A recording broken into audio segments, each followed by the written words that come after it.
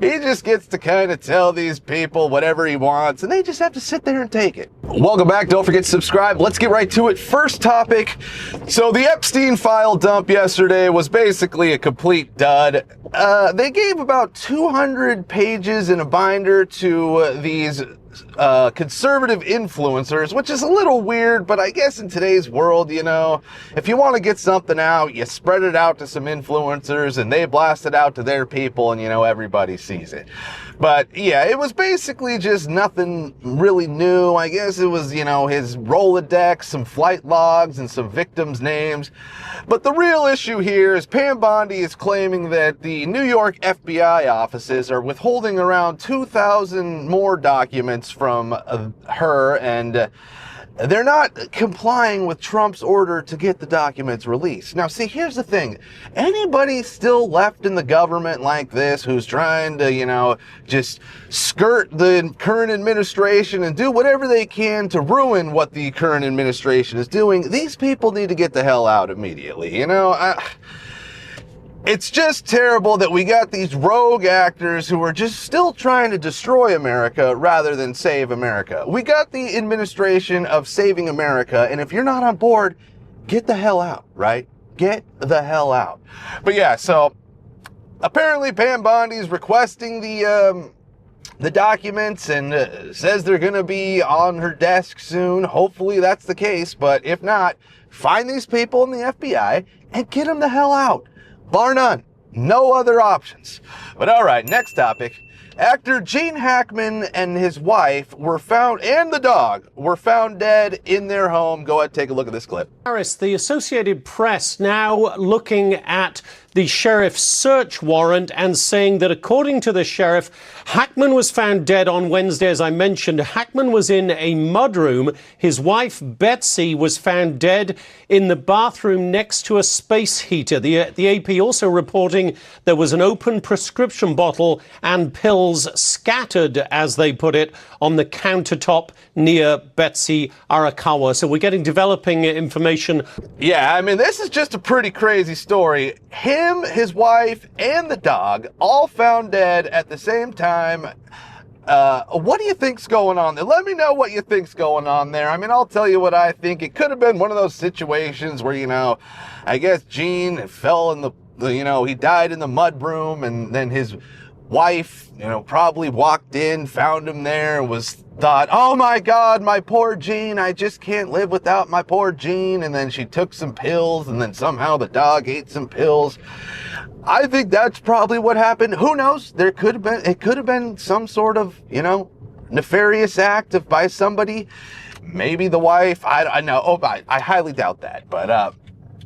But yeah, I mean, they're now treating this as a suspicious. They originally said it wasn't carbon monoxide poisoning, and, you know, it wasn't suspicious. But now, I mean, obviously this is very suspicious. If even the dog dies too, right? I mean, but yeah, I just think it could be one of those love stories where she's not going to live without her Gene, and, you know, that's it. But let me know what you think, because, I mean, really, this is just too weird, right? And the guy had some great movies, so, you know, hopefully this isn't one of those situations with everything going on in the world right now where he was one of those weird Hollywood stars, and that's kind of the case. But I don't. Let me know what you think.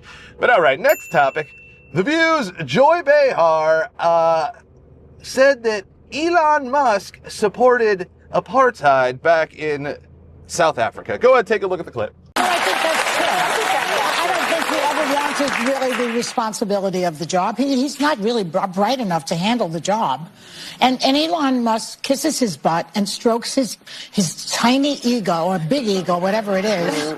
And he doesn't get to he can take a nap while the guy was not born in this country, who was born under apartheid in South Africa, so has that mentality going on. He was pro-apartheid, as I understand it.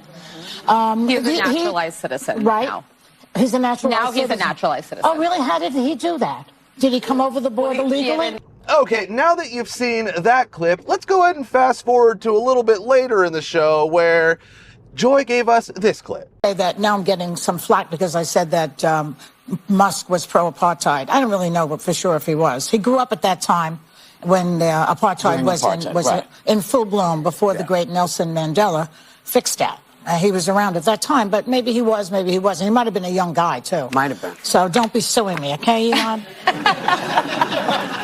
They're allowed to say any lie they want, but we have to be really strict. That's why this show's important. Yeah.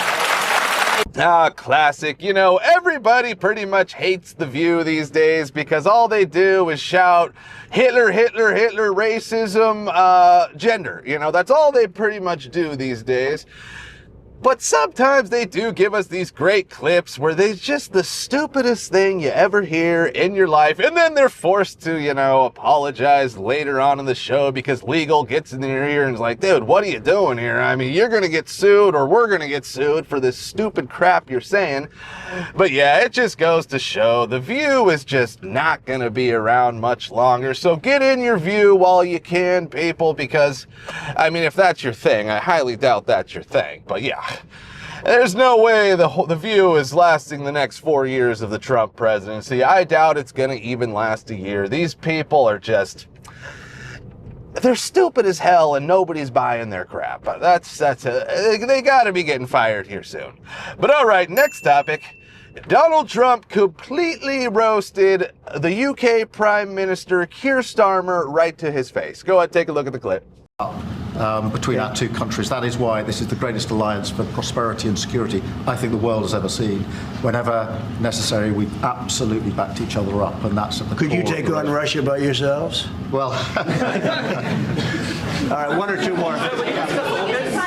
Yes. Trump loves asserting his dominance over other world leaders, and he's just so good at it too, you know, because he knows that he's the leader of basically the free world since he's the leader of the greatest country in the world. So he just gets to kind of tell these people whatever he wants, and they just have to sit there and take it because they're not going to do anything.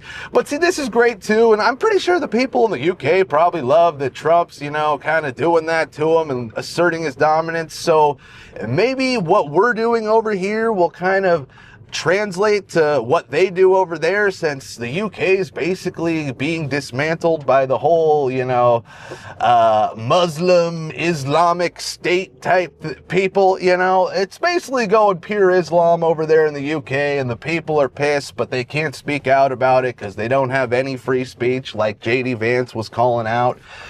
But yeah, I mean, it's just so funny how Trump establishes his dominance over every world leader at all times. It doesn't matter who they are. He just lets them know, yeah, I'm in control here. And it's great, and we love to see it, right? Us Americans, we just love to see it. But all right, that's it for today. Be sure to subscribe. We'll be seeing you